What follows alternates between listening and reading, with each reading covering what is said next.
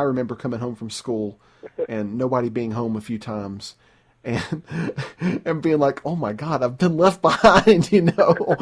Oh crap, I'm going to be here for 7 more years and I'm going to have my head chopped off, you know what I mean? Yeah.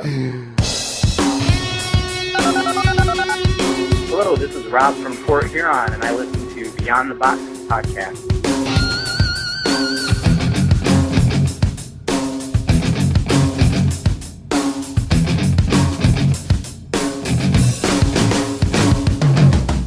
Hi, I'm Rayburn Johnson. And I'm Steve Sensenig. And this is Beyond the Box. Here's your invitation to explore life outside the box of institutional religion. This is a place where there are no walls to restrict our search for truth as we embrace the ambiguity of defining our life in Christ.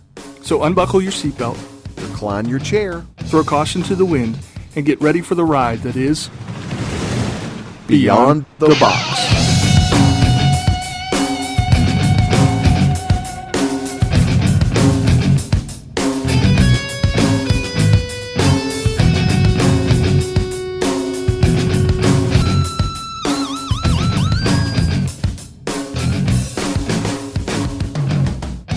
Welcome back, everyone, to Beyond the Box.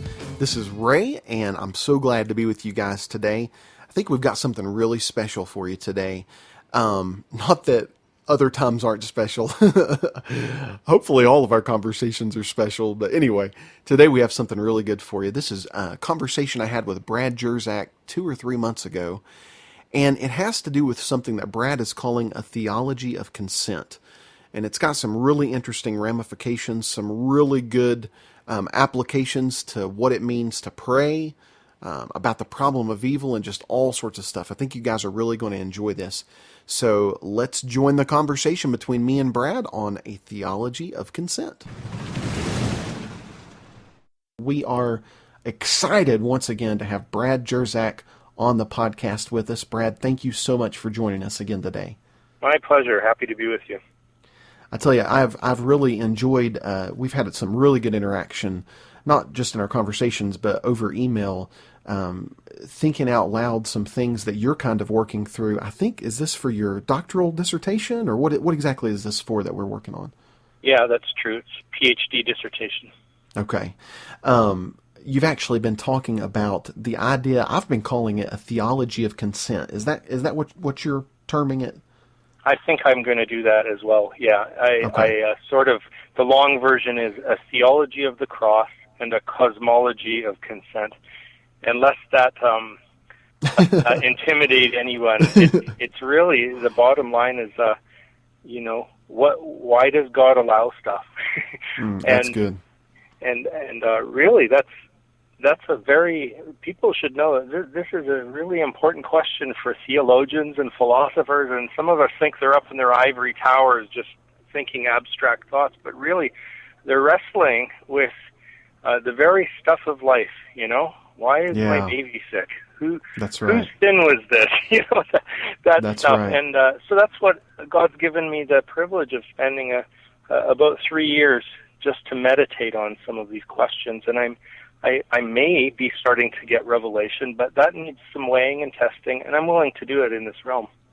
Well, I tell you, Brad, I want to first say thank you for even letting me in on this whole process. I feel so privileged to actually be thinking through these things with you, kind of in the, I don't know if I'd call it the infant stages, but before you've put it into book form. It's just been a real privilege to be able to kick ideas around with you, and just really appreciate you letting me in on this.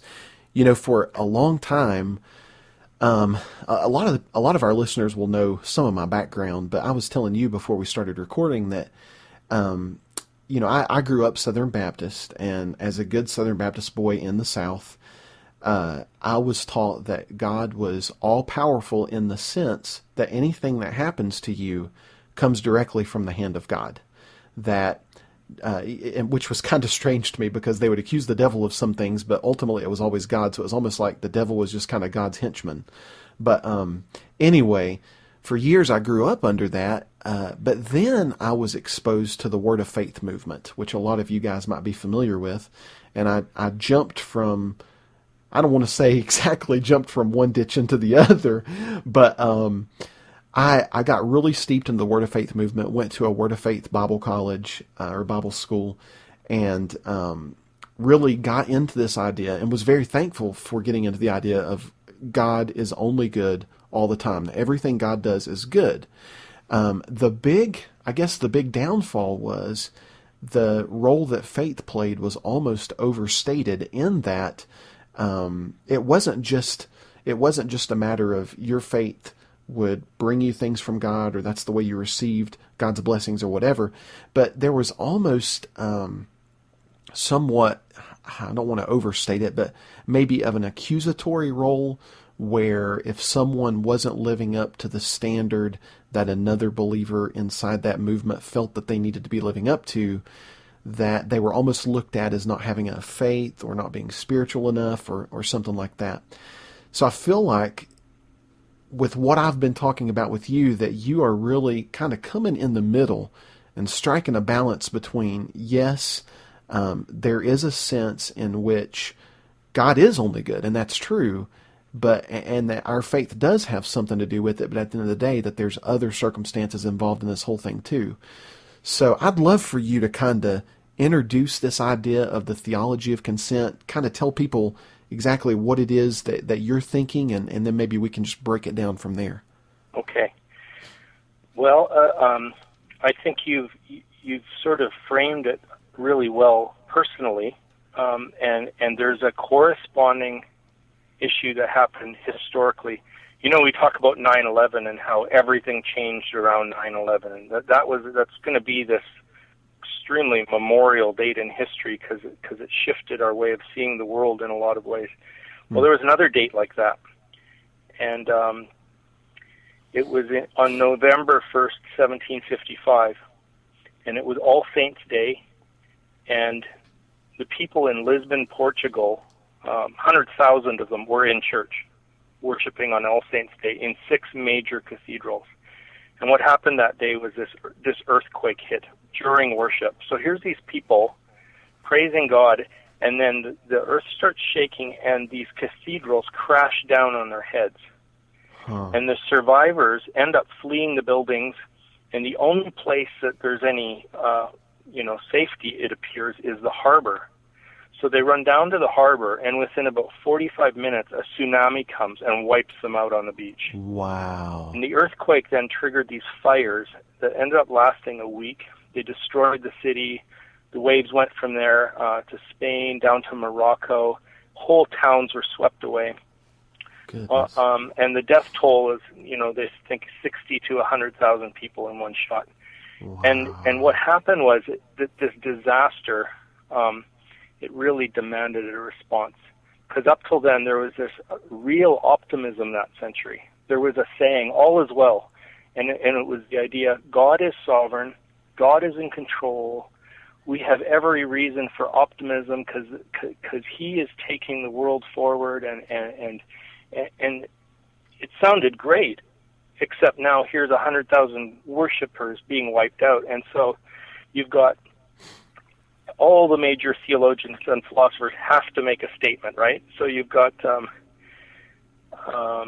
John Wesley, who says, this is definitely divine retribution. This is punishment. Wow. Or you've got Immanuel Kant, and he's saying, you know what, God is good, but I don't get this. This makes no sense. Or you've got a guy named, the most sort of powerful voice at the time was Voltaire, who became a real, like an atheist through this, because he's saying if God is in control, if He is actively involved in history, then He is immoral to have done this.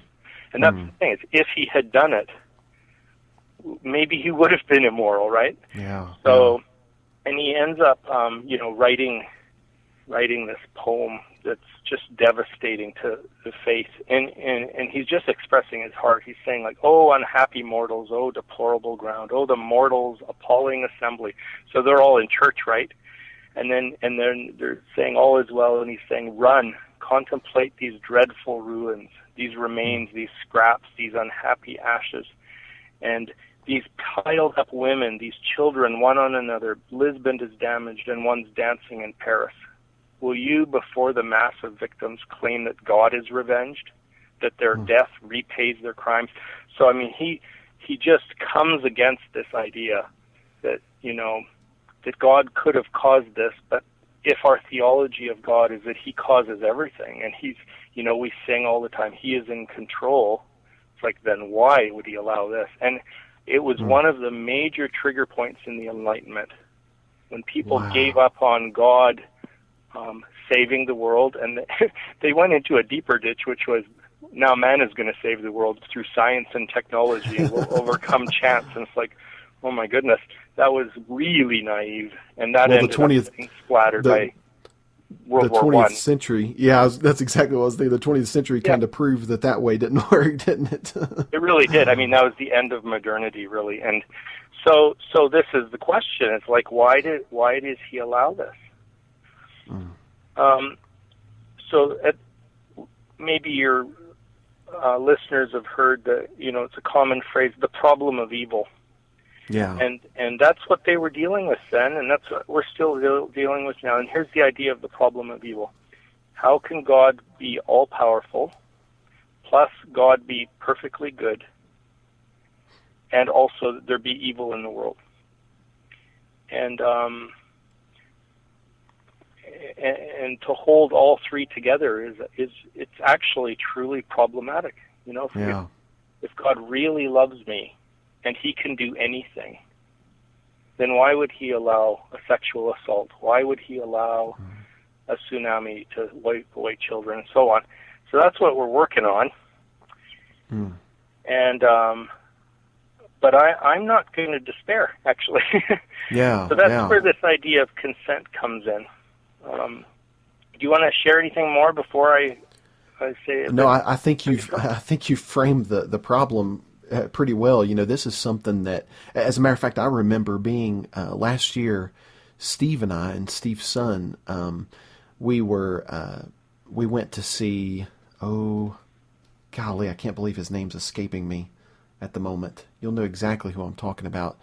UNC Chapel Hill professor Bart Ehrman. Took me a minute. Bart Ehrman. We went to see Bart Ehrman, and Bart, he was an evangelical Christian who graduated from Wheaton College, which is like the bastion of evangelical faith, and he ended up going to Princeton to do his graduate studies, and as a result, he ended up leaving the faith.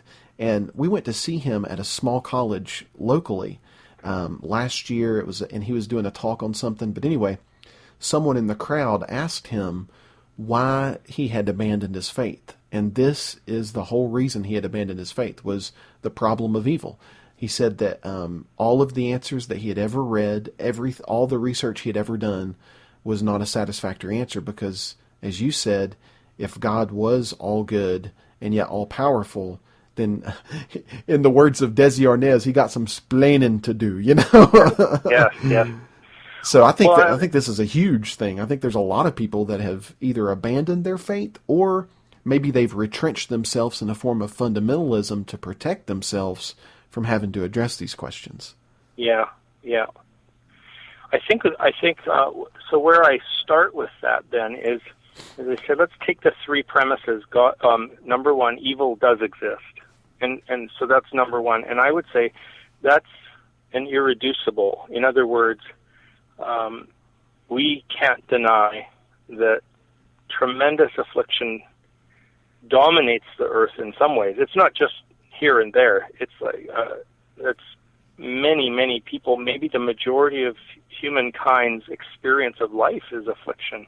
Yeah. And not just the evil that people do, but you can't really blame even Adam and Eve for earthquakes. Right. The tectonic plates of the earth have to shift in order for our planet to stay in rotation, and unfortunately, that causes earthquakes, volcanoes, and things like that. That really, I mean, the way our world exists, people experience evil. If that means whatever it is that enslaves us, oppresses us, dehumanizes us, victimizes us. Gravity itself does that. Yeah. Okay, and then second, the second premise is that I would come in with is God is all good, and I'm going to make that a faith statement. I don't believe I can prove my way to that statement. Right. I have reasons for it, but at the end of the day, I've chosen to believe that, and I've given myself, I've tried to articulate God's goodness rationally, but really from beginning to end, it's a revelation. It's something God has turned on in our hearts, and either we believe it or we don't yet. Yeah.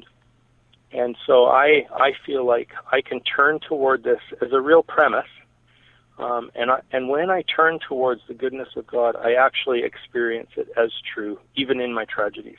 And I can turn from the goodness of God and finally just despair. And so I choose this premise that God is good, period. That's a firm bedrock. Then the third premise, and this is where the debate really is, God is all-powerful. What do we mean by that? Because when someone is being murdered, God isn't acting all-powerful. Right. When a Christian gets in a car accident and dies, a friend of mine, she was so afraid of dying in a car accident, and I said, God won't let that happen. We'll just pray. And within 2 years, she died in a car accident, and the witnesses could hear her screaming as she was burning alive in the car. Oh my goodness. And I'm like, and I've got hundreds of stories like that. So I get it when guys like Voltaire or the fellow that you mentioned, when they're like, wait a minute. Wow. And so he doesn't act all powerful in time. Tornadoes actually hit churches on Easter Sunday sometimes, and right. People die. And so when we say he's all powerful, I'm thinking that's the weak point. We need to really define that. And I'd say he is all powerful in two ways. One is he made the universe. Like he set it up, he created it, and as a whole, he holds it together. And the other way that he's all powerful is that he has chained himself from micromanaging it. When people ask, why does God allow this or God allow that, I think that's a pretty tricky question, because it implies that he's sitting there with a rubber stamp.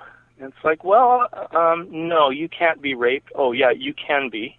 Yeah. Or this tornado, I think I'll make this tornado move away from the coast. Oh, no, this one can hit Haiti. Well, I think when we say somebody allows something, there's not as much of a sense in which that person is complicit in the act.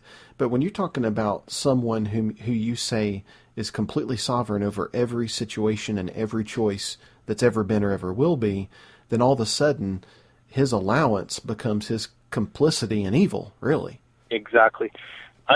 No, and yet perhaps even more than that, if he's choosing which things to allow, then it really is complicity. Yeah. Now, what if this is true? God doesn't do control. What he has done is he's created a universe of free people and natural law, and he has consented to it in love. That I'm going to allow space. That's kind of tragic too, and in a sense, it's complicity as well. But what I'm saying is he consents to the world doing what the world does, and I would say that's not a theological point. That's like, just look. Yeah. That's experience. just watch the news for 1 evening. Yeah, exactly. Right? Exactly. So I've written a little intro that that I would say, and it would be like this: God is good, period. God is love, period. God is not violent, because he never does violence directly. In his love, God will not bring about his ends directly through violent means. But in refusing to exercise violence, God consents to letting us be violent. His love consents to our violence against each other. His love consents to our violence even against him. God's consent is not complicity, but God appears complicit in our violence because God allows it.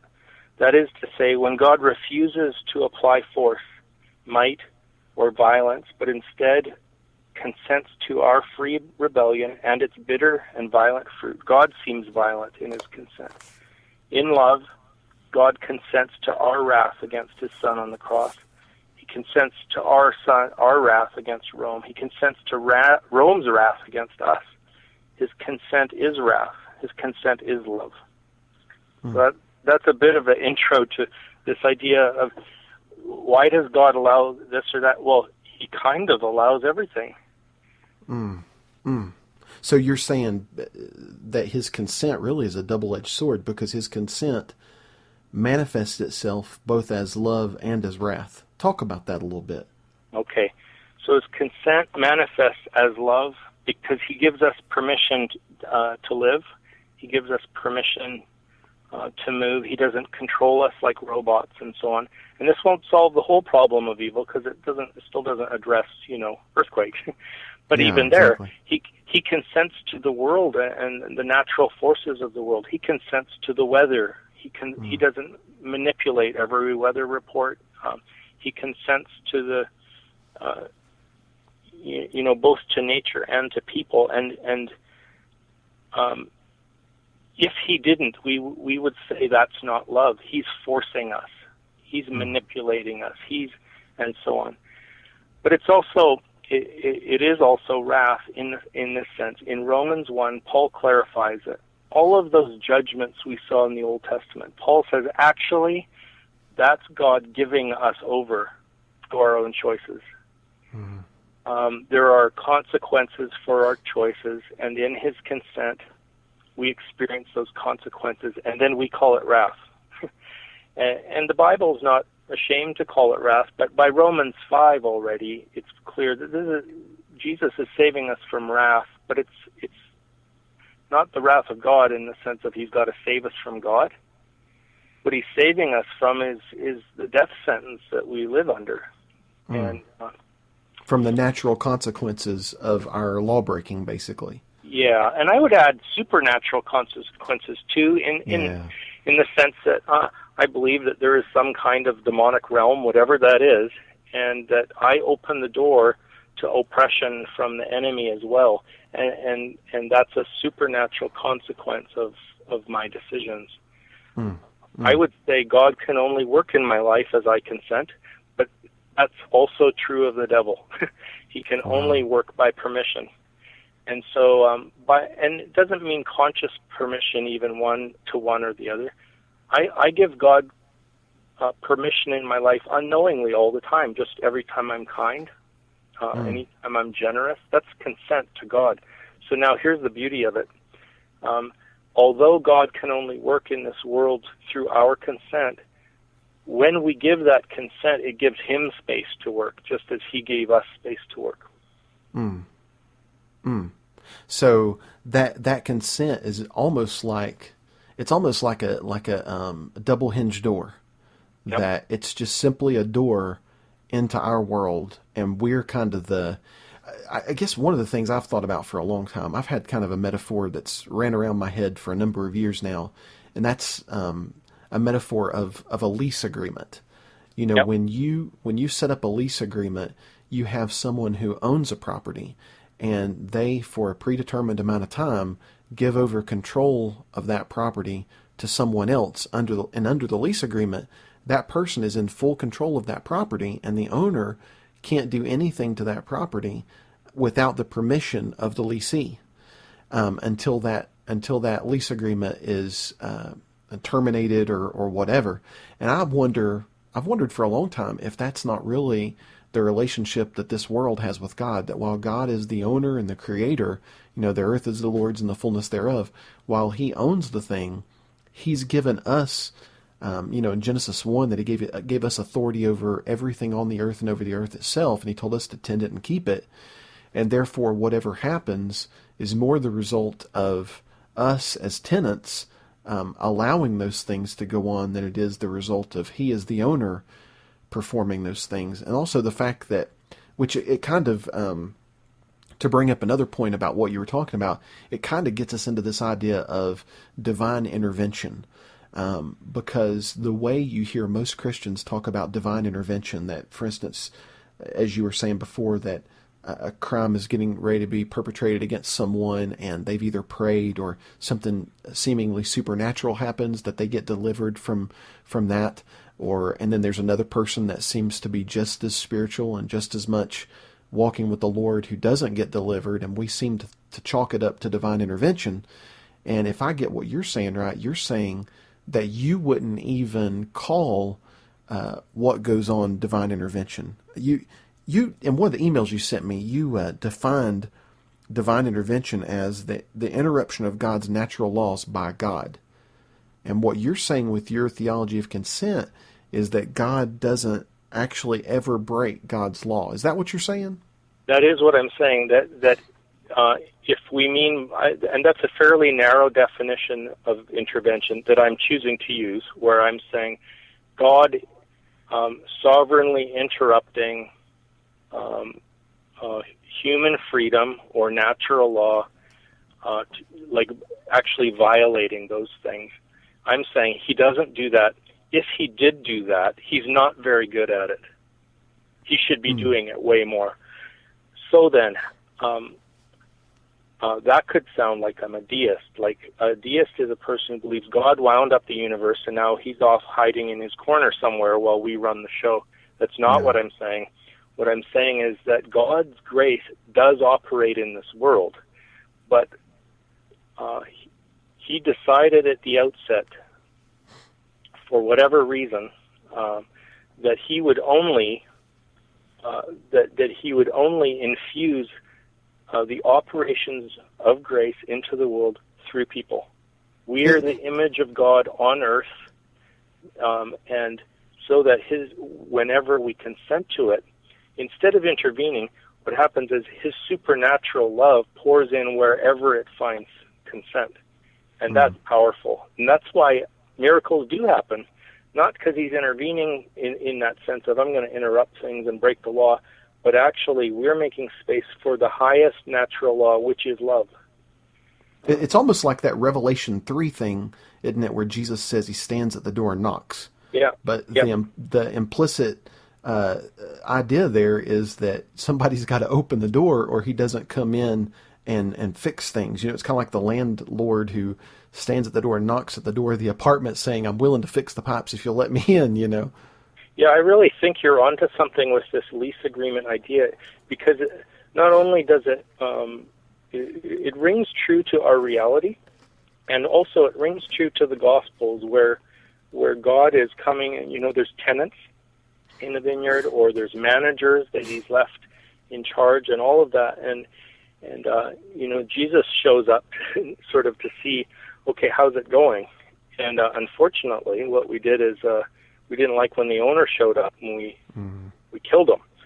And there's a parallel to that in the Lord of the Rings story, of course, where the steward of the one city, he didn't like that the returning king was coming. He liked running the show.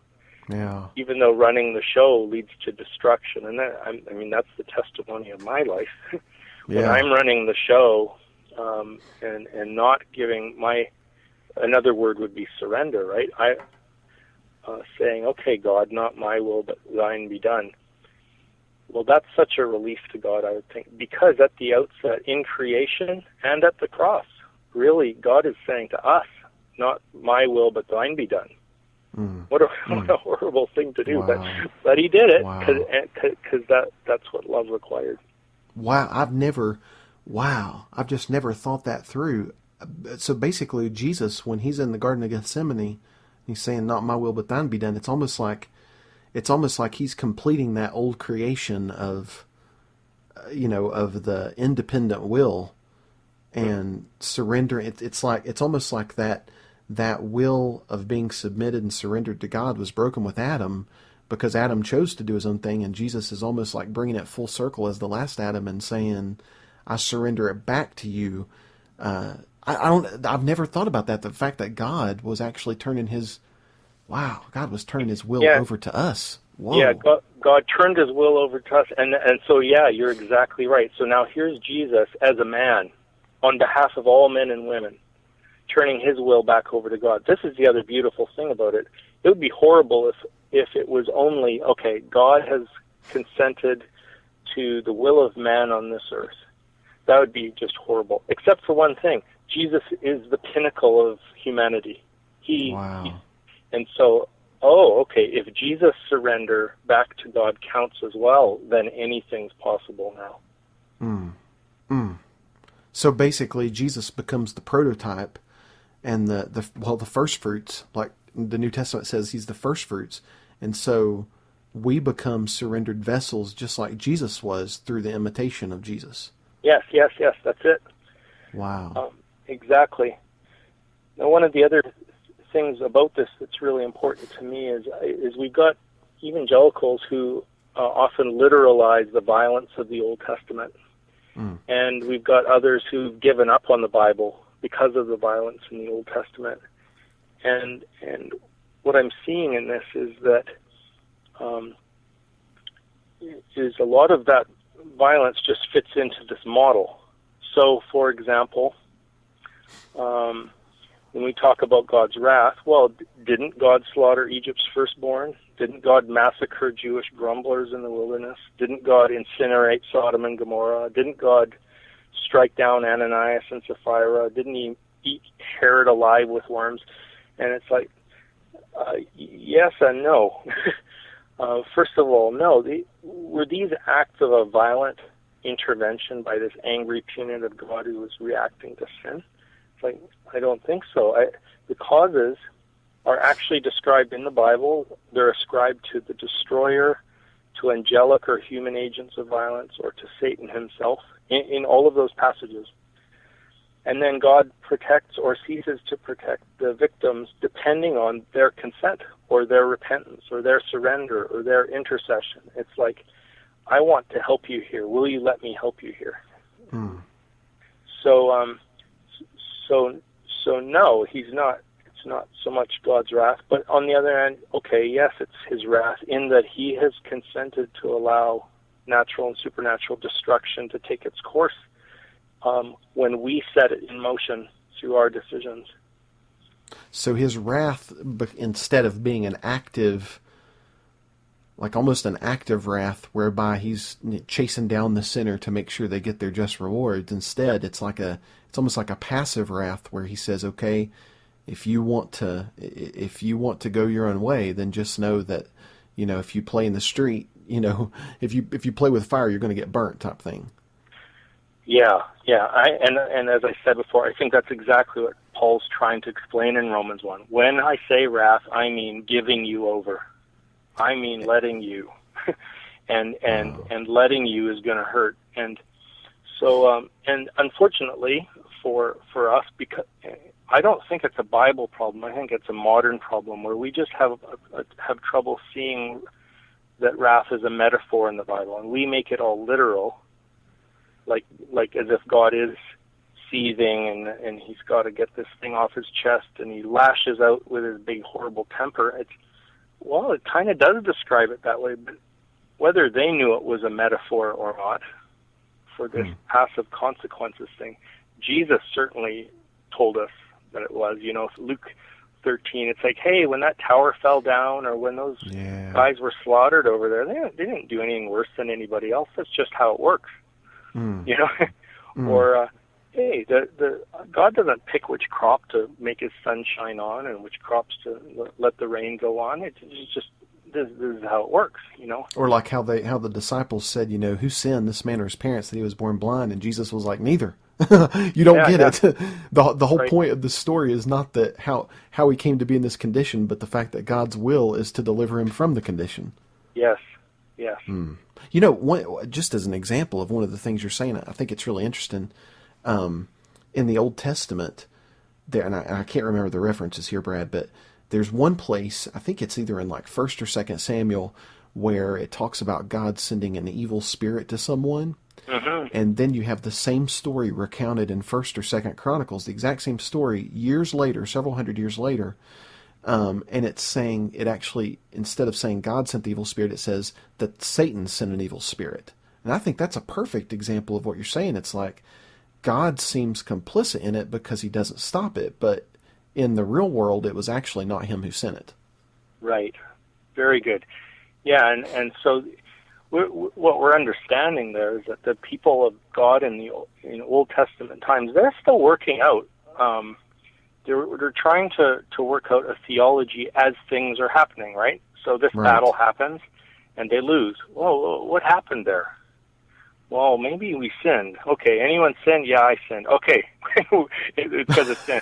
And then, well, why did Babylon come and wipe us out? Well, I mean, I guess God sent it. Okay, so now these wicked, evil people are coming and wiping them out, and because God sent them. It's like, well, so they're working it out. They're in discussion. This is part of, they're a progressive illumination of trying to discover who God is. And I just think that we never actually get it right, and then Jesus comes to set it right.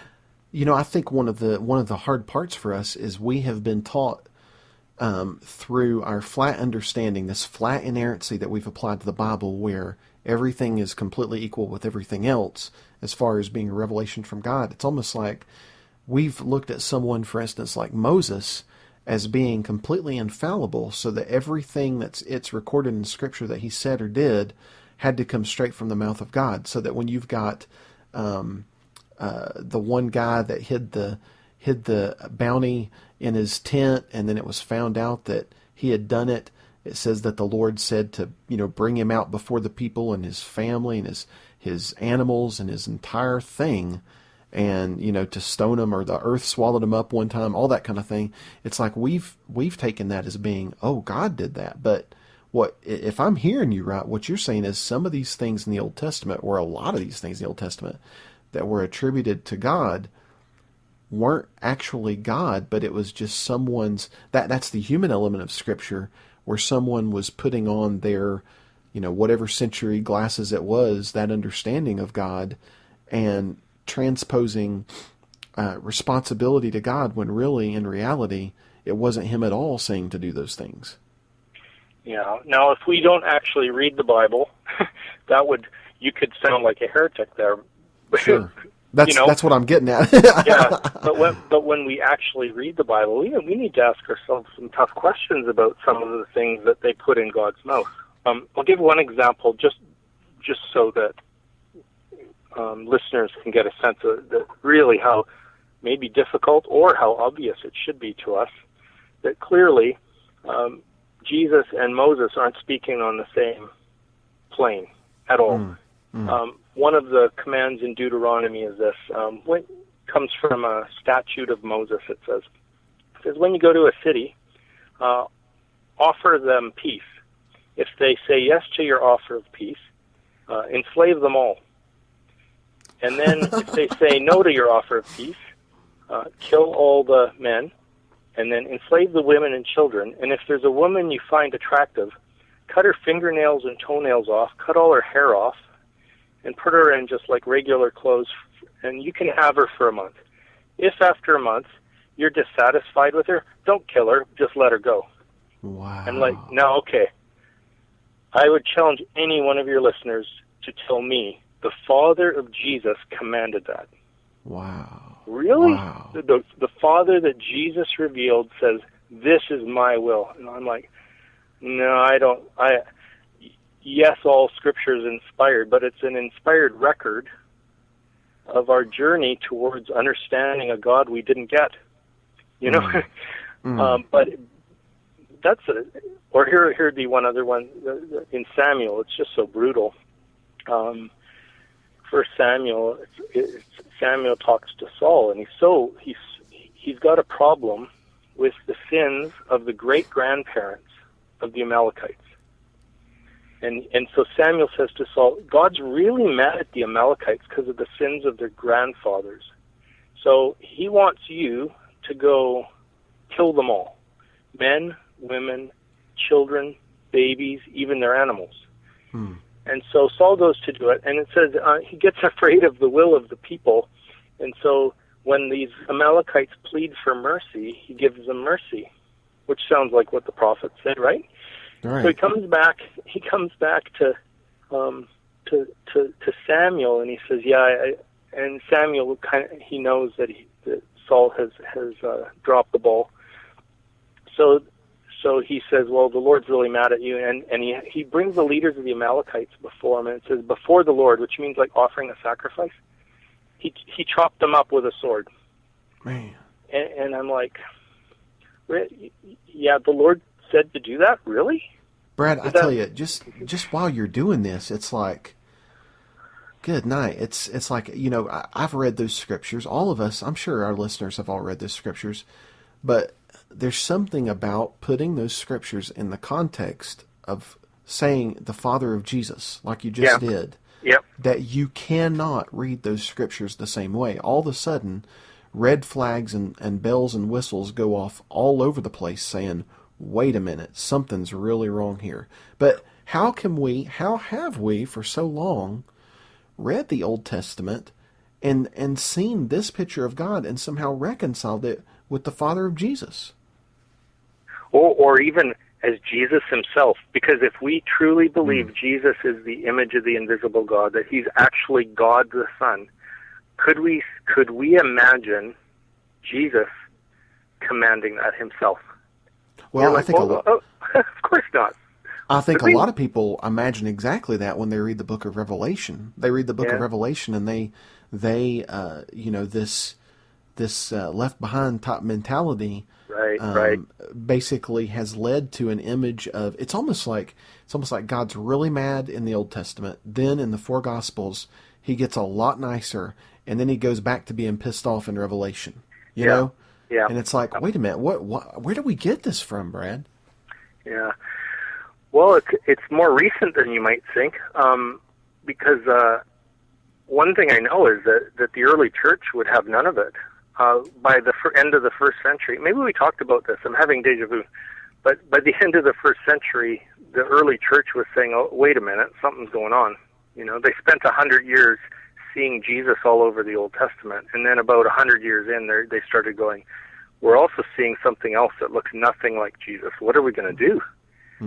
And so some of them, like the Marcionites, said, we're just going to have to ditch the Old Testament. And other ones, like the Gnostics, they came up with something like, well, the good creator God, he's good and perfect and loving, but this other God, Yahweh, so they made Yahweh like a lesser deity who was nastier. And the church looked at both those options and said, no, we're not going to do that. And so, but they decided we can't read these texts literally, certainly not as the literal will of God. So they began just spiritualizing them. And I think now we would recognize we need to come up with something else. But in the meantime, over the Reformation period, they went to really harsh literalism again, where they didn't feel that it was bad if God was such a nasty guy, because they were pretty nasty, It just reaffirmed them in their own evil. Really, it did. I mean, all through, I think of Oliver Cromwell just wiping out masses and masses of people in England and Scotland and Wales and Ireland in the name of the Book of Joshua. And he would preach it. He would quote it. And this is the Puritans, by the way. The Manifest Destiny. I mean, isn't the Book of Joshua, wasn't that a huge influence in the conquistadors or those people coming to America and wiping out the Native Americans? Absolutely. So I just think, well, okay, now we're in a new era, and we're going to have to do the hard work of sorting out what do we think? Because we don't think that. Okay, then what do we think? Hopefully someone will come along that ride. Say, what if God is like Jesus, exactly like Jesus, has always been exactly like Jesus, will be the same yesterday, today, and forever? I think one of the key things that you're hitting on, and this is one of the things I really wanted us to talk about, is one of the hearts of this idea of the theology of consent is the idea that, like you said, God's refusal of violence, God that He refuses to directly participate in violence. And Steve and I have been talking on this podcast for, probably the last two or 3 years. Off and on, we'll talk about nonviolence, pacifism, all these different ideas that go along with nonviolence. And, we have taken a lot of flack for it. And some people have actually heard us, and I understand this because we have really emphasized nonviolence. But some people are almost hearing us downplay sin as if sin isn't really the problem, it's violence. But, Brad, more and more, I'm finding that violence might really be the problem, that sin is just nothing more than the fruit of the root of violence. I mean, is that overstated, do you think? I mean, I think about Genesis 6, with Noah.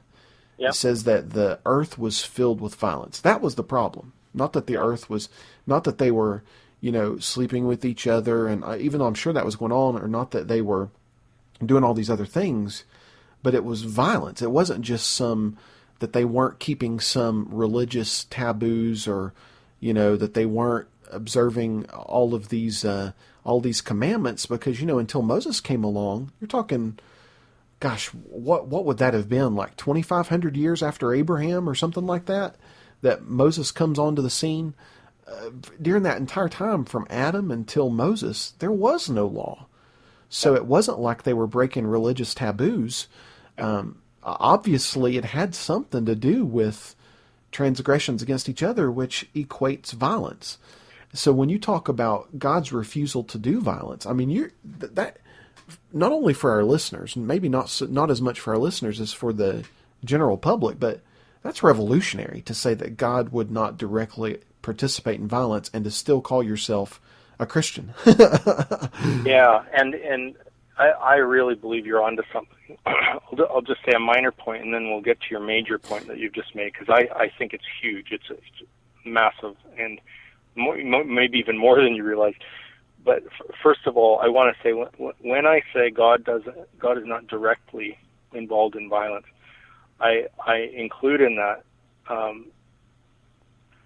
God doesn't command people to violence, so that He can do it indirectly by commanding us to do it. Right. No, I'm saying right. He won't even do that. Violence is evil, and God is incapable of evil.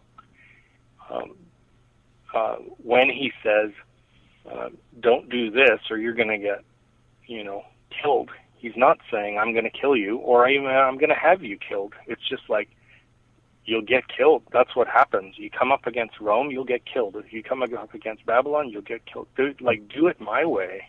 Yeah. And then when they come against Rome or Babylon and they get killed, well, I guess that was the Lord killing them somehow, but not, wow. Anyway, the bigger statement that you're making, I think it's very fundamental, and even before Noah.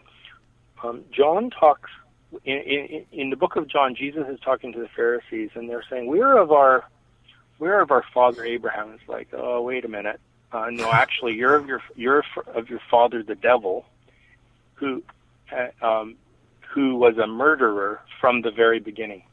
And he seems to be pointing all the way back to Cain, and that mankind is organized in societies revolving around violence. That's how it's done. And Jesus is coming and saying, the word I'm bringing you is I'm going to create an alternative society organized around love and forgiveness. And you guys are, that's the two choices. It's the demonic empire of Satan, his society rooted in violence ever since Cain, or it's going to be Jesus' way of co-suffering, self-giving love for brother, sister, neighbor, and enemy. And follow me or don't. The thing that's offensive to me is when Christianity takes on the system of Cain and then baptizes it in the name of Jesus. And I'm like, you know what? Rayborn, you keep speaking this thing, because this is at the core of Jesus' message in John. Well, I tell you what you're saying. I think there's a complete affirmation of that. Like it just came to my mind while you're saying it. You know how Jesus said, the blood of all of the prophets from Cain all the way through Zechariah will be held account on this generation. That He's tracing. I mean, exactly what you're saying. That He's tracing the sin all the way back to Cain. It's not even traced to Adam or Eve. Yeah. That there was a specific kind of sin that he was calling out there. I mean, this all sounds really very Girardian, you know. I mean, It is very Girardian, yeah. Yeah. And there's another guy, what's his name, Becker, I think, who's come up with a thing called death anxiety, which would give you the motivation for the violence. And so Adam and Eve, it's one step back of Girard, and so it'd be Adam and Eve. What's their issue? They are afraid of death. And in their fear of death and their fear of losing, and this isn't just the story of two people from way long ago. This is my story, right? We all suffer this. It's almost like eating the fruit of the knowledge of good and evil is coming to an awareness of our mortality, and it's scaring the hell out of us. And in our death anxiety, we are motivated to mimetic violence, or this kind of, our covetousness, our fear that others will have, and all of that stuff. And you just see it working in Cain until he actually commits this murder. And then he goes off and he establishes cities, and it's like this picture of, it's not just that we're violent people, it's like we create societies based on that. Like what's more taboo than to even ask for a limitation of the defense budget? Like, oh no, that's our divine right. We need to have, billions and billions and billions. And speaking as a citizen of the U.S., I recently found out, I guess in the last couple of years, that just blew my mind, is that we spend more on defense than the other I think it was the top 10 nations or something like that combined. Yeah. Combined. And I was going, and we call ourselves a Christian nation. that somehow we don't, I mean, to me it's that's a whole myth anyway, the idea that a nation even could be Christian. But this idea that what we've got, I mean, it's exactly what you're saying with the whole fear thing, the fear of mortality. With that seems to come a self-preservation instinct that says, I will do whatever I have to do to keep what I have, to protect what I have, and to protect myself. And anybody that gets in the way of that, you watch out. Yeah. Now, if we could, there's something else I wanted to ask you about and check in on. Some of our communications, we talked about this idea that if God requires our consent, what does this do in the whole realm of prayer and healing and so on? Do you want to go there at all? Absolutely. I've actually got some notes, and that is one of my big ones. Let's do it. Do you want to intro that? I'm sorry? Do you want to introduce that? And then... Yeah, that's one of the things I was telling you about that has been really, I guess, a splinter in my mind for a long time, because as I've kind of embraced the idea of the unconditional love of God and of grace and of this kind of thing, I've been struck that it seems like the other side of that coin is this idea that that I do have a part to play. So trying to strike the balance between, okay, there is a sense in which I'm completely, my consent is of the utmost importance as to whether or not I experience God's love, as to whether or not I experience God's grace. Not to make Him love me, but to experience it. And yet, how do you? I guess my thing that I've really struggled with is, how do you find a proper role for prayer, for good deeds, for all of these things in this whole idea of consent, without getting into the ditch of how do I know when I'm surrendered enough? How do I know when I'm consenting enough? How do I know when I'm praying enough? How do I know? Because I'll be honest with you, for me, Brad, I'm one of these people that, I have a little bit of some OCD hanging around there. And when I get this idea that there's something that's required of me, I run it into a ditch, and I make it a new yoke that I place upon my neck that becomes a real burden for me. So when people are hearing what we're talking about, that the idea of consent as, it really does matter. You do have a part to play, and that the experience of the wrath of God is you not playing your part. Okay, how do I know when I'm playing my part and when I've done enough? And how does that play into God being gracious and the idea of grace being that I don't get what I deserve? Right. Well, to begin with, we're going to have to just warn people, we're not going to have an answer at the end of this. There's some very frustrating mystery around it, and Yeah. I think it's okay to wrestle and grieve it, and at the end of the day, plead a bit agnostic about it. Having said that, I'll share how we could mistake the theology of consent for sort of the word faith. There's some very good elements to the word faith movement, but I'm talking about certain types of faith healing movements that say, number one, it's always God's will to heal. Number two, if you ask in faith, God will heal. Number three, if you're not healed, it's because you didn't have enough faith. Right. Then it becomes faith in my faith, and so on. And you could go in the same ditch, but now instead of it being the faith healers, it's like the contemplatives who would be, well, you're not surrendered enough, you're not consenting enough, you're not. And so the OCD thing you're talking about could really also, it'd be the same kind of burden that's just Exactly. as impossible. And it could be, you could be in just as bad of a Messiah complex. But what I'm proposing, I hope, is more textured than that.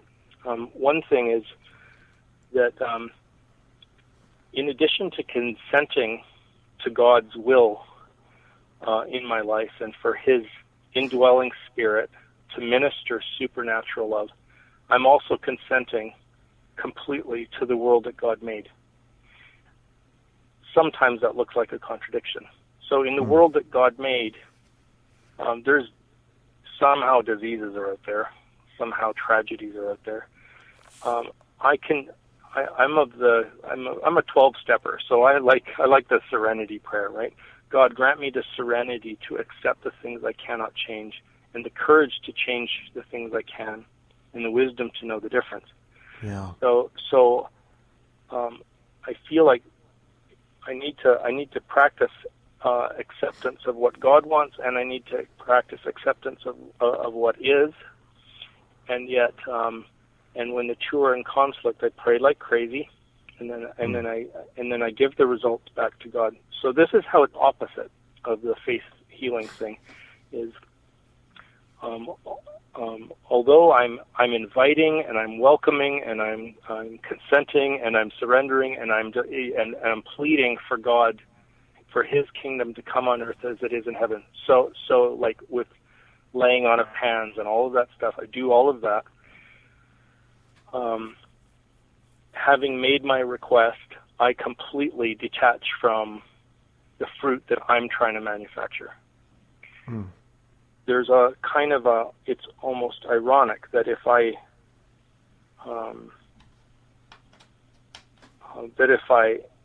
don't surrender the results to God, then I'm still manipulating, and that's not really consent. So I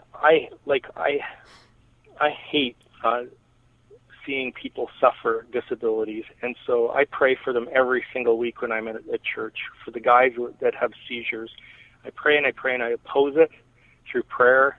Their care workers oppose it through meds. We never assume that God has caused this. Yeah. And then and so I pray. I don't psych myself up with faith because, frankly, some of them haven't improved at all in 13 years of praying every week. So I need to somehow also accept that God is good and this is what it is. And I'm going to pray again next week.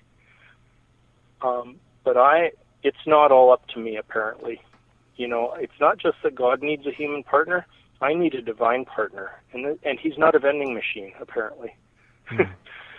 So I'm not satisfied with those answers. And I think I'd be troubled if I were satisfied. But let me give you an analogy where I would struggle, and this would be even now. Let me just stand back as a critique of a theology of consent or a critic of it. It can sound like we're saying if you surrender fully, if you decreate your ego sufficiently, if you pay attention perfectly, if you love unswervingly, then God's answer will be invariable and it will be automatic. It's like the electricity's always on and available. We just need to be plugged in, functional, switched on spiritual appliances. See, these are all things I've heard Yeah. in the faith movement. Sure. And so apart from electricity, a toaster can do nothing. And apart from a toaster, electricity won't toast bread. Right. And the thing is, Jesus himself is so confident in God's answers according to faith. 1 John 5 is so confident of that, that I can see where sort of that Pentecostal triumphalism comes from. Well, and it seems like Jesus over and over and over again makes a real correspondence between a person's healing and not his ability to heal, but their faith. I mean, over and over again, he even goes as far as to say, it was your faith that healed you. Like, almost like I just mediated the faith, but I didn't really do anything. It was just your faith that healed you. Yeah. I don't know what to do with that, you know. And it's part of it. So I would say, okay, so there's a real factor in the theology of consent. Where I consent, God can it be expected to move. When he doesn't move as expected, instead of saying you didn't have enough faith, that's exactly the time to exercise faith. I prayed, I expected you to move, I expected you to heal, you didn't heal, and now I will trust you. And now I will conclude I didn't trust you. So my trust then becomes something that that has to rise to unanswered prayer. It's not my faith isn't just isn't proven by answered prayer. It's also proven by unanswered prayer. If that makes sense. I'm not saying I like it. I'm just saying I pray for thousands of people and a lot aren't healed, and so I will either have Messiah complex or I will learn to say, okay, it is what it is, and we're going to try again tomorrow. Let me have you clarify some things for me, because this is where the OCD spirituality kicks in for me. When I hear you say a term like I pray like crazy. See, what Rayburn's brain translates that to be is that it's almost like I have to work it up in prayer. And for me, I'm not saying this is at all what you intend, but for me, how I've always done in the past is when I've heard something like that, I've translated that to there's almost like a sense of bondage for me. Like, when will I ever know that I've prayed enough? When will I ever know that I've said the right things, done the right things, jumped through the right hoops? It almost becomes, and in all honesty, Brad, over the last few years, I've almost swung the pendulum in the opposite way, because I just got so weary of always wondering, had I done enough? Had I done everything I could do? Was there something more I could do? You know, I went through the whole giving thing with and I still have a lot of these tendencies. When I say I went through this, it's not as if I've overcome them. They're very much still in process, but I guess I recognize them now as the difference. But I remember being in the Word of Faith movement, and there was a lot about talked about giving.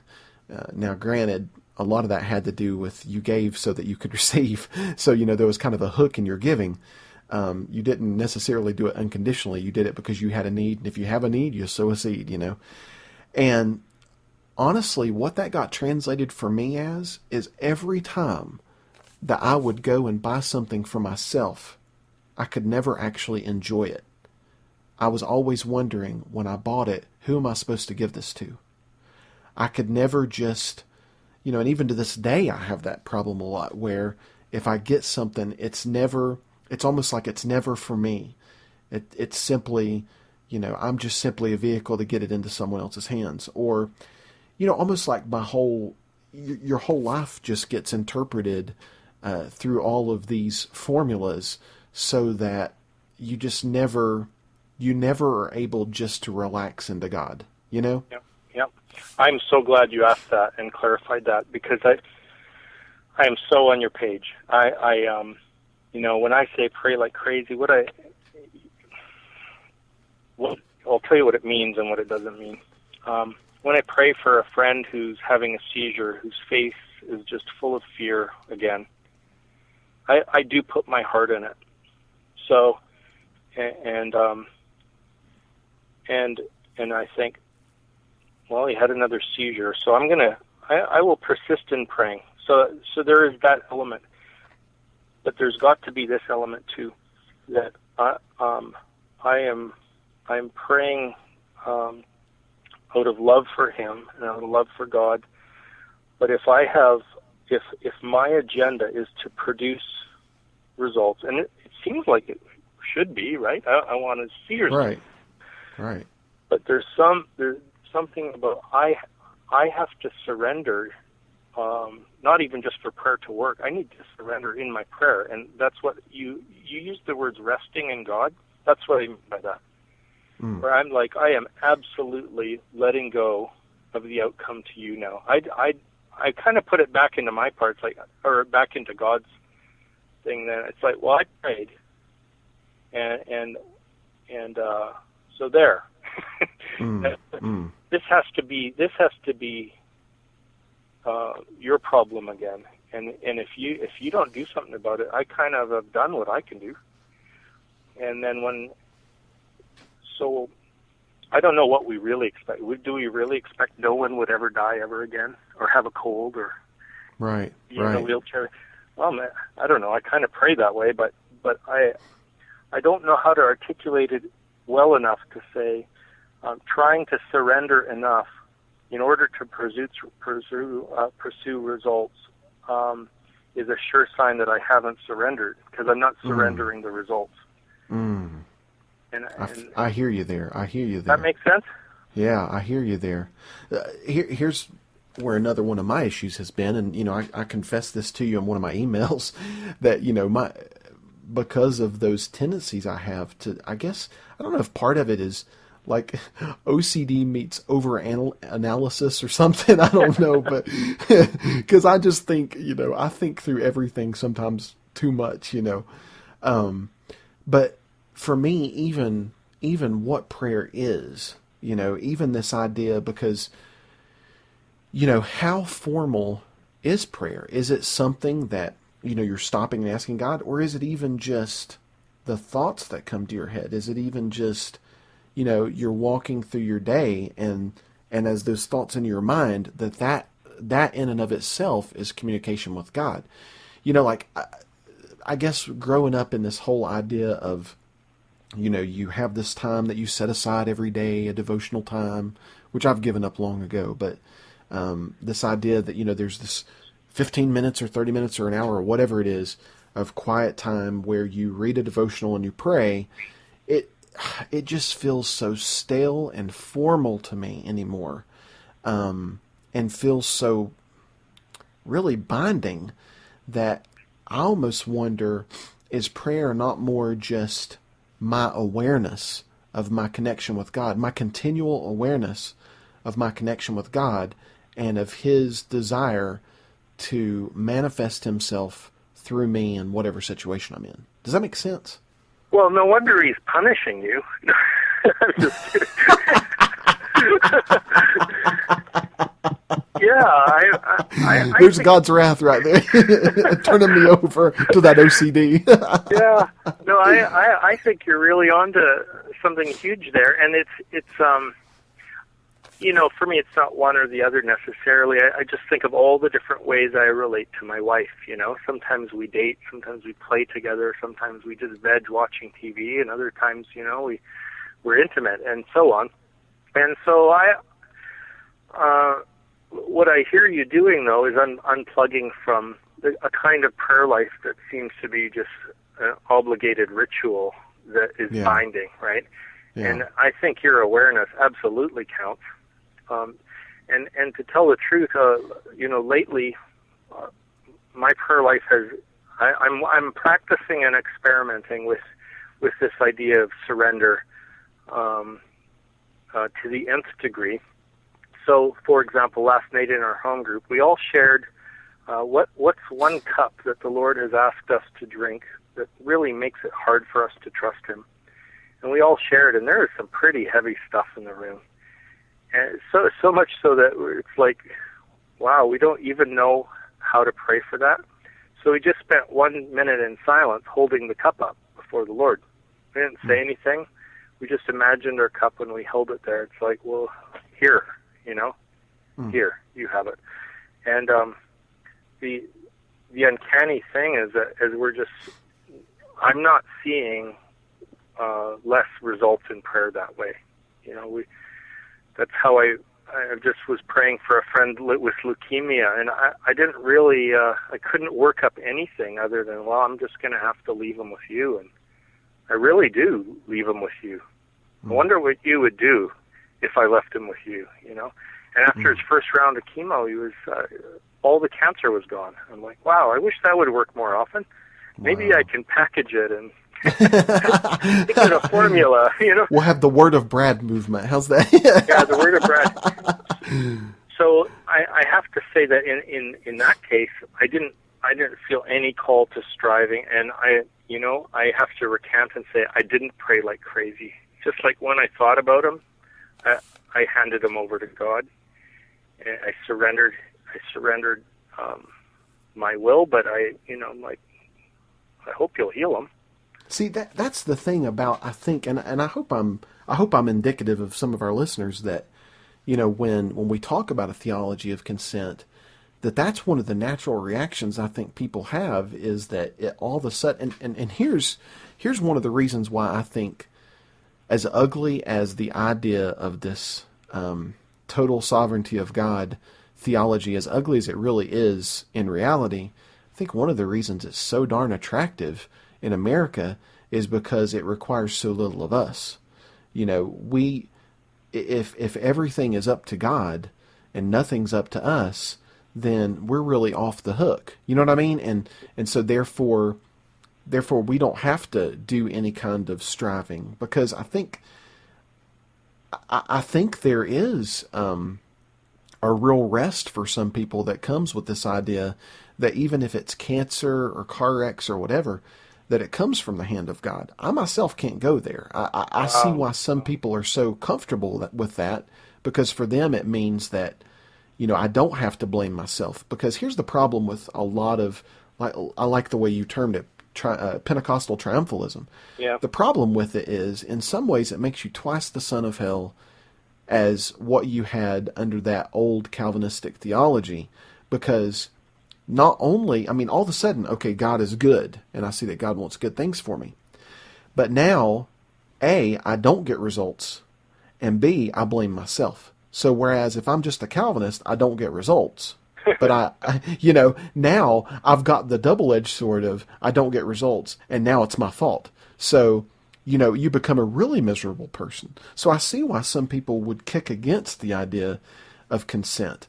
But for me, I want to embrace this, because I want, I believe with all my heart that God is completely good, and that God's never given someone cancer and never caused a car accident and never caused the death of anyone, no matter how bad they are. I believe that with all my heart, Brad. And so I'm trying to work that into my practical everyday life. But that is the other side of it, is that in doing that, it's trying to find the sense in which I can believe in consent and still not drive myself crazy and work my finger to the bone for Jesus. Does that make sense? Yeah, it does make sense. And so I'll make you a deal. You don't have to be God's supernatural partner. If you will just be his human partner, and then he'll be your supernatural partner. And then I'll make you a second deal, and we'll see if you want to do this. The second deal is you never have to consent enough. You just have to say yes when he says, "Will you consent?" So Rayborn, would you consent to the supernatural love of God borrowing your life? Yeah, absolutely. There, you're done. You've done enough there. That's good. Yeah. Oh, that's freeing. That's freeing, Brad. Very freeing. And then, okay, if you feel like you need to pray a prayer when you want to be that venue, just go with Lord have mercy. And then you have given all the consent he needs. There may be other factors involved, but Wow. you're consenting enough isn't one of them anymore at that point. Wow. That helps? That's good. Oh, that helps tremendously, because I can't tell you how many times, it's like I remember, and I think other people identify this, when you're in the heart of evangelicalism, and, the sinner's prayer is such a big thing. I can't tell you how many times I pulled over on the side of the road on the way to somebody's house and prayed the sinner's prayer because maybe I didn't say it right before, maybe I missed something, You missed your meds is what you missed, man. That's Yeah, exactly. I totally get and it was like that with the Left Behind thing too, right? How many times were my parents late coming home from work, so I'm on my face, Yes. praying because I've missed the rapture over and over. And I'm so glad to hear somebody else say that. I remember coming home from school and nobody being home a few times, and being like, oh my God, I've been left behind, Oh crap, I'm going to be here for 7 more years and I'm going to have my head chopped off, I mean, that I whole like Larry crazy Norman's idea. rock and roll, but he didn't help the matters, did he? No, he didn't. No, he didn't. I think that's the thing, Brad, is it seems like we either go into a version of Calvinism that's completely resigned to the way the world is. The world's going to hell in a handbasket. It's God's will. Roll with it. Or we've jumped into the ditch of Arminianism, which says that everything is up to you, and it's almost like it can turn into deism. And I think what you're offering is really a harmony of the two, where God is the supernatural partner, you're not. So he is almighty, but he's not almighty in the sense of he's in control of everything. But if you surrender to him and simply let him, I love the way you said it in one of the emails you said, I just really meditate on this line, where you said that God gains entry into the world through things like the faith of Abraham and the surrendered womb of Mary. Yeah. And I thought, I love the way you said that God gains entry into the world, that God's not forcing his way in, but instead he looks for ways to enter the world, and it's not looking for it it's almost like with what I've been talking about working it up. It's almost like we think we have to roll out the red carpet and make everything just spotless and perfect for him to enter. And instead, what you're saying is, he's just looking for a rope ladder. He'll take what he can get. Yeah, and think of Mary's prayer, right? Be it done to me according to your will. Just like letting him. Wouldn't that be amazing if we had a spirituality of letting him? Well, that's the same thing as consent, isn't it? And he is not just withdrawn to some inaccessible corner of the universe. I believe he has withdrawn and renounced the full exercise of his power, apparently, if I look around. But there's also this crucifixion thing in the Godhead where the Son so absolutely consents to the Father's will that through his wounds, like this, just a Niagara Falls of grace starts pouring into the world because of him. And so we're just kind of little versions of that, right? It's even through my life, my hurt, my little yeses to him is love showing up. And do you think that's the whole thing of being crucified with Christ, is saying that we'll allow ourselves to be like a lot like what we talked about in our atonement conversation about violence, that we will allow evil to do its worst with us so that we can absorb it and extinguish it, so that we can through our surrendered selves let God's love overcome it. Sure. And so any part of my ego or my I, capital I, that's been crucified or bankrupted or emptied, what I'm doing there is I'm creating a void, and then if I refuse to fill that void with false comforts and distractions or numbing it out, if I hold that void there as I reserve that place for God, then for God's love, then who knows what will happen? But probably it'll look like compassion or something. But isn't that Philippians 2, right? So Jesus emptied himself. He was I'm crucified with Christ in the sense that as Jesus emptied himself, I empty myself of self-will and prestige and importance, and then I'm like, okay, I'm available here, and that'll take sometimes he'll want us to wait on that. But then, so we take on the form of a servant when we're not a big giant I walking around, and a servant of love specifically. I love the way you said it. That that I'm trying to think. I wish I could think of the wording that you used, but the fact. I think this is the way you said it. The fact that Jesus' self-renunciation, or that God's self-renunciation makes space for our world. Yeah. That explain that a little bit. That just really registered with me. Well, and vice versa then too, right? Then our self-renunciation makes space for him in our world. So he gave us a will so we could give it back to him. But yeah, it's not just at the cross either. It really is this idea that at one time all there was God. And for there to be a world, he needed to make space for there to be something that was not God. So, and then in this universe that is not God, that includes me, and I'm just not God, right? But he's made space for that, and that's really that's the source of evil in a sense, but it's also the conditions for love. I mean, this is really registering with me right now. I mean, it's actually. This is becoming revelation to me as we're speaking. This idea that if God created anything, he had to renounce himself because he filled everything. He was all. He was everything there was. And so for creation even to exist, he had to renounce a part of himself. Yeah, and this is what...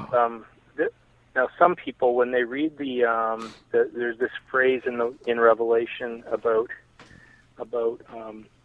the Lamb slain before the foundation of the world. And in general, the majority interpretation of that is that God planned for Jesus to be crucified before all time. Right. Now, some people won't like this maybe, but the Kabbalistic Jews, it's sort of Jewish mysticism, their interpretation was actually, well, not of that passage, but it's similar, that it's kind of... is that God died to being all there is and to being all-powerful in creation the moment he created us or created the world. And we would call this kenotic, that's kenosis or self-emptying. So it's kenotic self-renunciation makes space for creation, and it makes space for freedom and for violence and for genocide and hurricanes and car accidents and pedophiles, but also for love. Just even the way you just worded that the fact that God made space, I think that's a beautiful way of saying it, because before God, if God was everything, it's almost like he had to push himself into a corner somewhat to even have a creation. So just by definition of that, he becomes the servant. Yep. Yeah, wow. Exactly. And so, and then this maybe is where we can reintroduce something all-powerful, and that is not all-powerful control and might and force, but only an all-powerful love. That's the only conceivable power could come into that and make all things new after what we've done with it. Yeah. And his love could do that without violating freedom or law or existence. He wouldn't need to intervene or suspend natural or spiritual order, because love is just it's the all-powerful final word. It's the thing that through human mediation can fill the world and change it and restore us.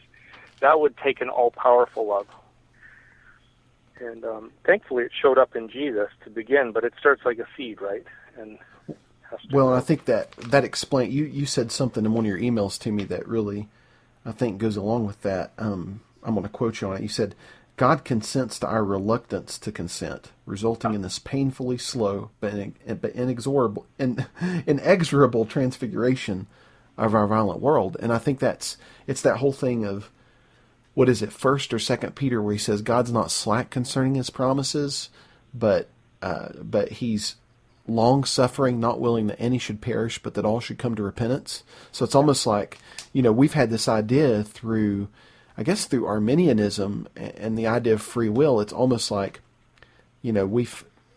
I heard for a long time that hell existed because of free will, that an eternal hell existed because God had to have a place to send people that didn't choose him.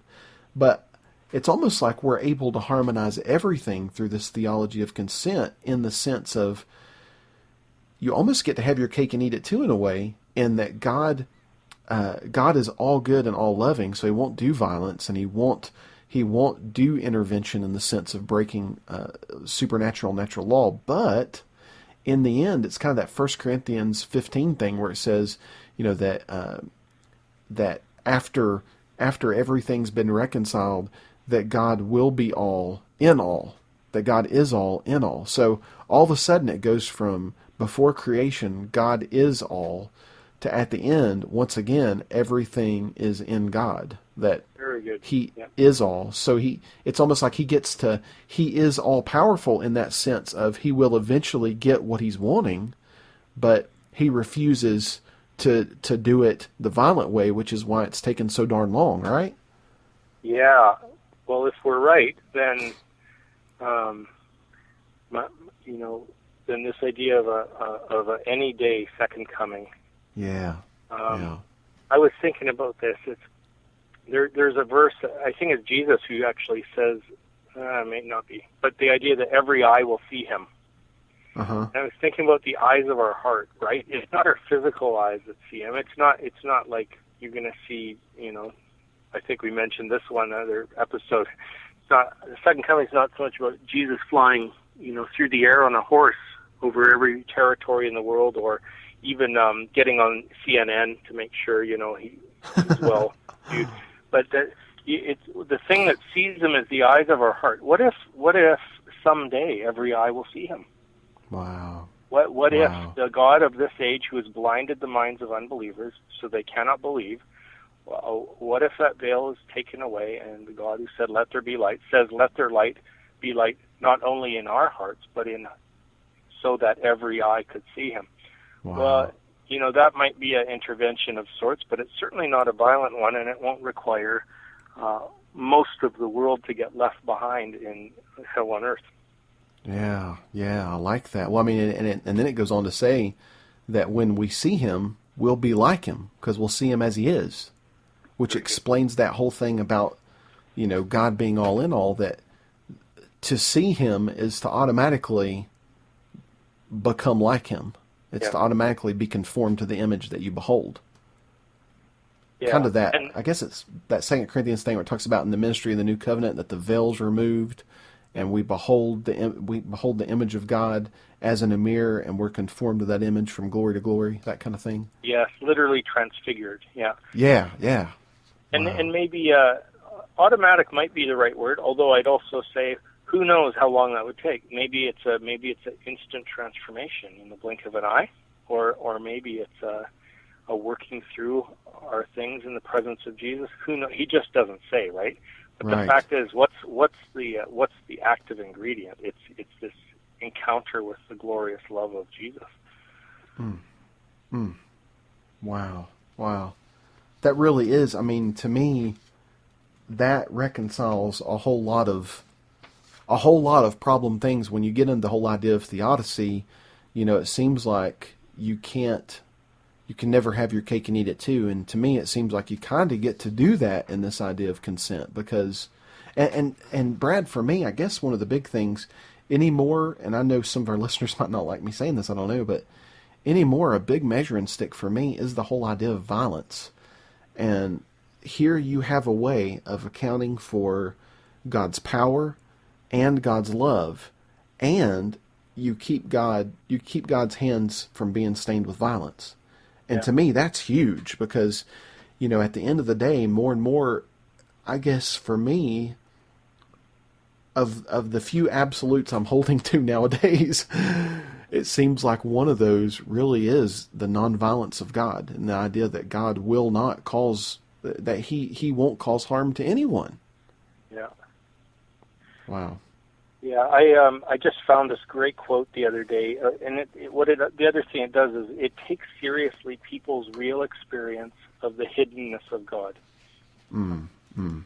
And so this quote I found, it's talking about the woman I'm studying, Simone Weil. It's a book about her. And the author says, the hiddenness of God in Simone Weil is an honest attempt to confront the devastating presence of violence and oppression in history and nature. In a haphazard and indiscriminate manner, force strikes whole communities and histories of innocent persons and non-persons. Theodicies become idols when force and suffering are reduced to the punishment of sin and the chaotic rule of force is neglected. By attention to such unjust force in history and nature, Weil confronts the hiddenness of God and God's seeming complicity in the face of destructive violence. As Job exclaims, if not he, then who else? God as power is seen to be, if not the cause, at least complicit in the affliction of beings. God appears to be impersonal and indifferent to human well-being. And then, but in the end, finally, for Weil, the presence of evil is resistant to all explanations, including the simple and outright repudiation of God. So what he's saying is, our theodicies aren't going to work in the end very well, especially if they're based in God is punishing us, or chaos is doing its thing, or that's what I'm seeking to do with this theology of consent is to say we've been way too easy with our answers. I hope I'm not just giving another system. Sure. I hope I'm saying I'm still puzzled at the end of the day, but I'm not. I don't need to blame God, and I don't need to blame me. But I know what to do, and that is to surrender. Well, and that's the thing is that, at the end of the day, the thing that we have to have, I believe, an absolute trust in is that God is good. Because you and I talked on a previous episode, and I told you then, and I don't think I overstated it at the time, that I'm at the place now where, I don't know that I could serve a God who was, the good guy and the bad guy all wrapped up in one. I don't know that I could do that anymore. There was a time when whoever God was, whatever he looked like, I just wanted to be on board with him. But more and more, when I think about that, it sounds a lot like someone in Nazi Germany who just wants to align their lives with Hitler and the Nazi Party so that their life will go well in Germany and they won't have to, encounter any obstacles. And I don't know that there's virtue in that, really, Brad.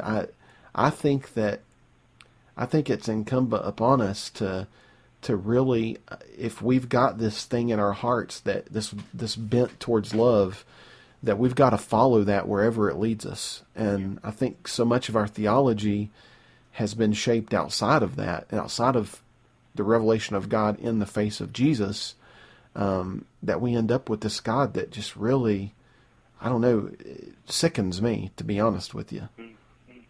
Let me ask you. Good news is 1 John, where he says, I'm glad you feel that way because in him is light and there's no darkness at all.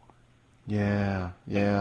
We've allowed a lot of darkness into our theology of God, yes. and some of it even through how we read the Bible, for sure. Well, I think Calvin even talked about the dark side of God, and I think, golly, how can you reconcile that? I mean, it's almost like it sounds more like the Force from Star Wars, than it does a personal God, Yeah. Let me ask you another thing when it comes to consent and this idea that we're vessels through which God can enter the world.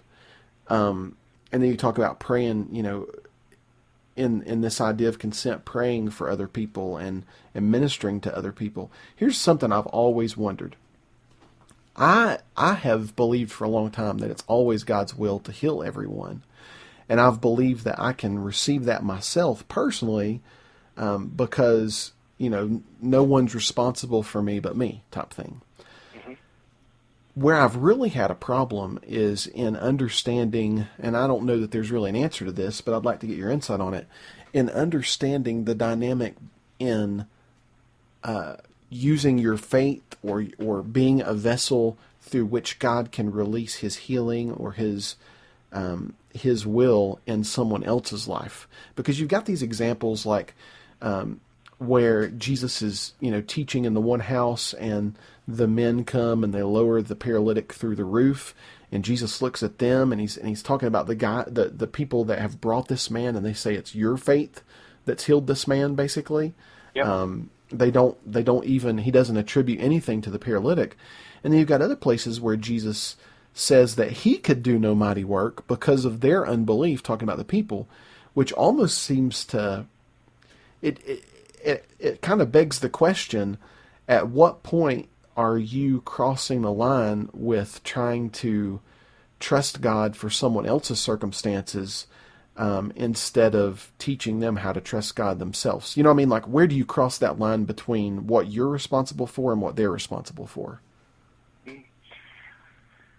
Yeah, that's difficult, hey? Because the passages you mentioned, they actually kind of do play into a view of faith that where the mechanical element of faith, and I'm not rejecting that at this point. I'm saying there appears to be in those passages a mechanical element to faith, where it's not about me personally asking God a request and Him personally responding with a healing.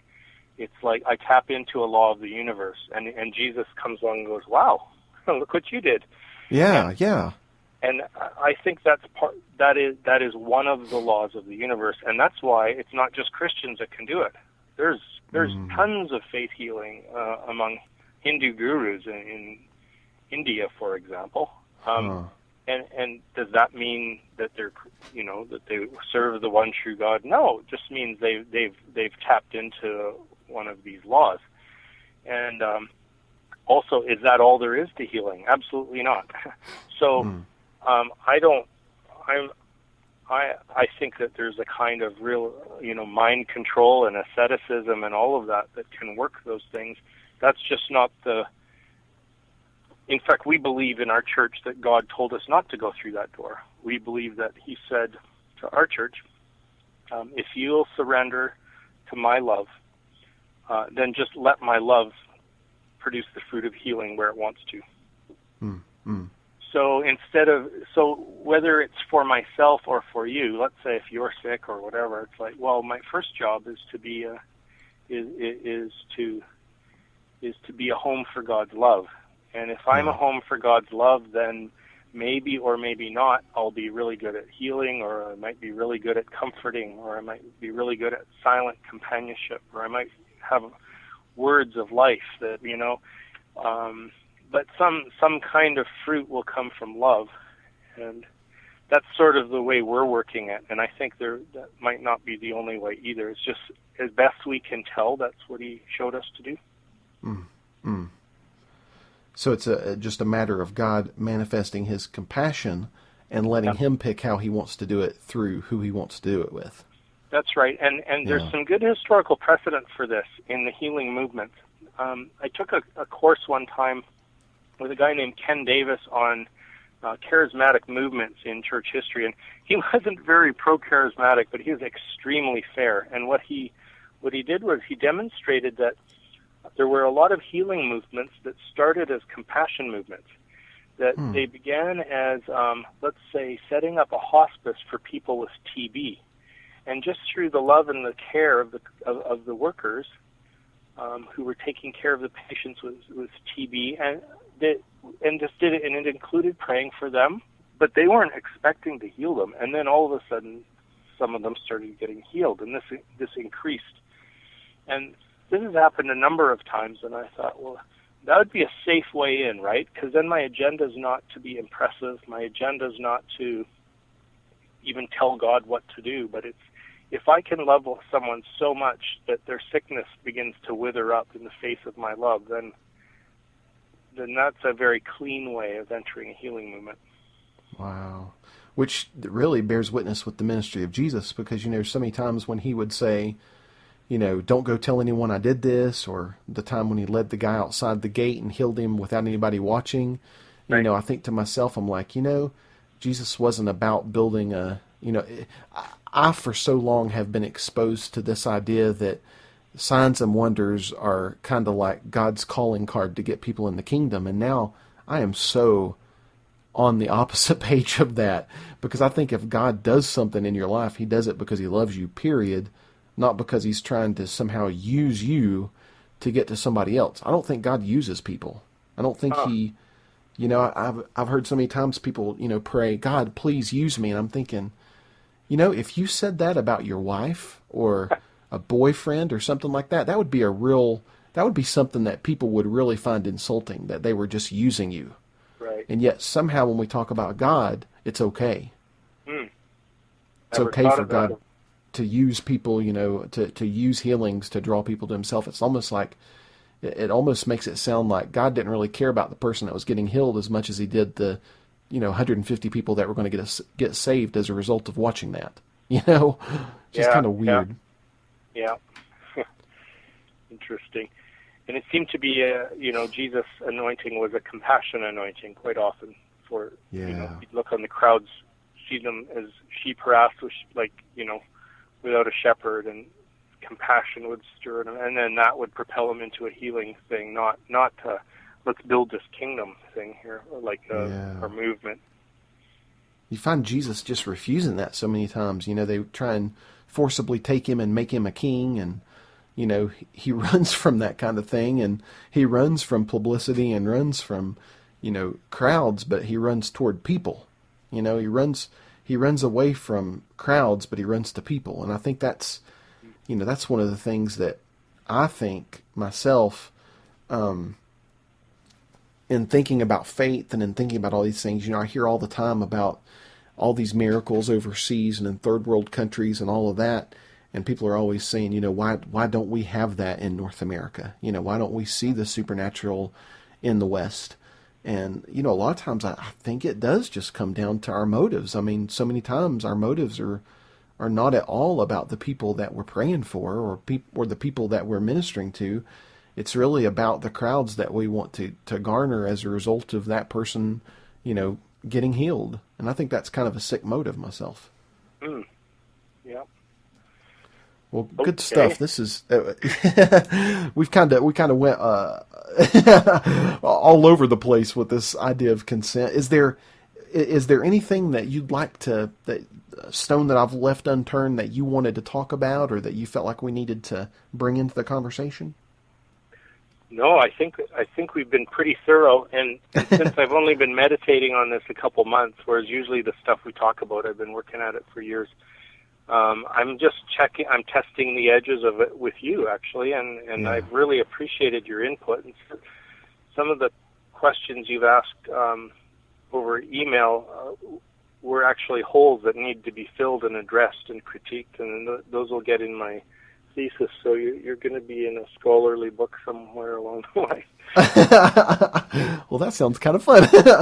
Well, like I told you before, I am completely honored to be able to talk this stuff out with you. And that's one thing that we've really wanted the podcast to become, is kind of a forum where people can, one of the intros that we used to do talked about thinking out loud, that's what we're wanting to do, is be able to think out loud and not have a real polished answer and not have a real, definitive view on something, but be able to talk it out, to test it, to see if it held water, and throw ideas against the wall and see which ones stick. And so, Brad, you don't know how much I really appreciate the fact that you're letting us do that with you. It really is an honor. Really is an honor. Guys, we're just so grateful to have you guys with us. Thank you so much for sticking around. Make sure to check out Brad's website, bradjersak.com. And Brad, I noticed through some of my stalking that you now have a YouTube channel, which I think is really cool, and you've got some great stuff on there. So guys, if you'll visit YouTube, just search Brad Jersak. You'll find some great videos on listening prayer, which is actually one of the things that you're really that you really are seasoned in, isn't it, Brad? Yeah, I've been working on that for about 25 years now. Yeah. So you also have a book on it, Can You Hear Me, I think, is it? That's right. It's called Can You Hear Me? And it always annoys me when people say, don't you have a book called God, Can You Hear Me? Or I'm like, no, it's God asking the question. He's asking us, can you hear me? And so the subtitle is Tuning Into the God Who Speaks. And it's practical, biblical foundation, historical, and then lots of exercises. I think I've got 33 exercises and many testimonies just on learning to hear God's voice and to discern His voice from the competing voices. And we also have a children's version of it that I think people would dig. Children, Can You Hear Me? Is that the name of it? That's right, yeah. Yeah. Now, are the books available just through your website, or can they get them anywhere? They can get them on my website, and they're also on Amazon. Okay, great. So make sure to check out bradjersak.com. Make sure to check out the YouTube channel and just look into some of Brad's books. I think you'll really enjoy it. Also on YouTube, you've got some great videos. We've talked so much about Eastern Orthodox theology with you over several episodes, and you've got some really fun sit-down conversations that you've done with Lazar Pahalo and some other guys that I think people would really enjoy that have listened to the podcast. So make sure to check those out, guys. You can go stalk Brad kind of like I have and glean some good things. Brad, thanks so much for being with us, guys. We will see you next time. Have a great day. Wow, that's really good stuff. Brad, thank you. I so enjoy every conversation I have with you. You're such a great guy, and I just really appreciate your insights. Thank you so much for joining us for this conversation. Guys, listeners, thank you so much for being a part of this, for taking the time to listen. I hope you guys really enjoyed the conversation. Now we want to hear what you have to say. You can join us on Facebook. That's facebook.com/beyondthebox. And yeah, that's right. I started to say Beyond the Box Podcast, but it's facebook.com/beyondthebox. Or you can join the conversation on Twitter, although we don't really do a lot on Twitter. It's more just for notifying you when new episodes have come out. If you want to check out our Twitter feed, that's twitter.com/btbpodcast. You can comment also on our website, beyondtheboxpodcast.com. We'd love to interact with you there. And also, if you'd like to call and leave an audio comment, or maybe you would like to leave an idea suggestion in audio form that we could play on the podcast, you can just call the number 626-24-NO-BOX. That's 626-246-6269. Or you can go to beyondtheboxpodcast.com. Go on the right-hand side of the screen. You'll see a little place that says leave an audio comment or call me, a widget that says call me. Just click that call me button and a little box will pop up asking for your name and number. Just put that name and number in there, hit connect, and our answering service will actually call you back and let you leave that message. So that's a really great way to leave your feedback as well. However you do it, we'd love you to join the conversation. I would love to hear your thoughts on this theology of consent. Do you see holes in it? Do you see places where it could help you in your own spiritual walk? Do you think there's something that's missing from the conversation that maybe we should add to it? I know Brad would love to hear your thoughts. Steve would love to hear your thoughts, and I would love to hear your thoughts. So however you get in touch with us, go ahead and shoot us your comments. We'd love to dialogue with you. And anytime you want to email me and Steve privately, if you want to do that, if you don't feel comfortable putting it out there for everyone to see, that's fine as well. You can just go and you can email us directly from the website, or you can simply email me at ray@beyondtheboxpodcast.com, or email Steve at steve@beyondtheboxpodcast.com. Guys, we thank you so much for listening. Really appreciate each and every one of you, and look forward to interacting with you on a Theology of Consent and many other things in the future. God bless you guys. Talk to you soon.